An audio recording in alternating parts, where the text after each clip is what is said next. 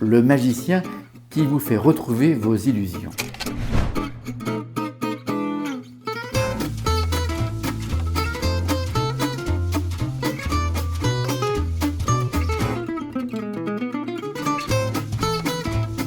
J'aimerais aujourd'hui vous parler d'un magicien sans qui un très grand nombre d'artistes illusionnistes ne seraient jamais passés à la télévision. J'ai une très grande affection pour lui car il a beaucoup fait pour l'art magique. Souvent sans le savoir, mais sa gentillesse et son sens de l'accueil, ainsi que sa confiance, font qu'il vous rend immédiatement meilleur que vous êtes quand vous lui parlez. Et ça, c'est son premier tour de magie. Et puis surtout, si certains magiciens devenus célèbres sont inventifs pour créer au fil de leur histoire, leur propre histoire, Jean Régil, lui, reste l'homme le plus humble, malgré une des plus belles carrières du spectacle vivant, sans aucun doute, en France et même en Europe. On l'a vu dans la plupart des émissions de télévision, on peut même dire sans se vanter que de nombreux chanteurs, pourtant célèbres, n'ont même pas fait le 10e de sa carrière. Pour tout vous dire, ça m'est très difficile de parler de Jean. Ne m'en voulez pas, car il y aura forcément des oublis, c'est certain, tellement sa carrière est dense. Peut-être devrais-je faire une seconde vidéo plus tard, et là, c'est vous qui me le direz dans les commentaires. En tout cas, sachez qu'en 1968, Jean gagne le premier prix de manipulation de cartes au Congrès national de Paris.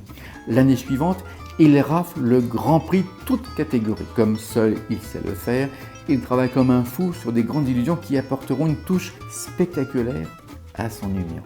Ce qui distingue surtout Jean Régil de nombreux autres artistes magiciens, c'est tout simplement que si certains savent comment les illusions fonctionnent, Jean Régil, lui, sait pourquoi ça fonctionne. Ce qui fait toute la différence avec les autres. Plusieurs de ces illusions sont devenues des classiques pour ses confrères, pour ne pas dire qu'il a inspiré très fortement certains. Preuve de la reconnaissance de la profession, il sera même engagé au Congrès mondial des magiciens, la FISM, avec un numéro de grandes illusions originales qui sera même filmé et diffusé aux États-Unis dans un programme présenté par le très grand comédien oscarisé David Niven.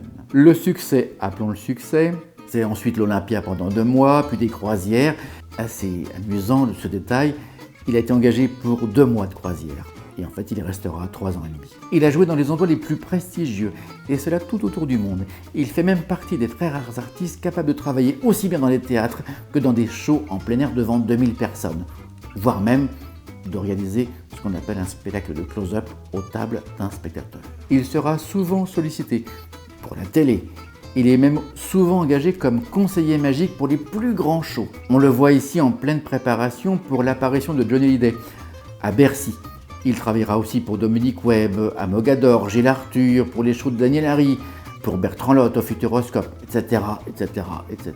Il est évidemment venu présenter son travail au festival Vive la Magie. Et Jean Régil n'hésite pas à s'impliquer physiquement dans ses tours. C'est ainsi qu'il est un des rares représentants de la discipline des évasions. Et je crois même que c'est le seul, en particulier, à pouvoir s'évader d'un minuscule cube de plexiglas transparent rempli d'eau et fermé de multiples façons par des spectateurs montés sur scène. Une expérience sans trucage qui demande des nerfs d'acier. Vraiment.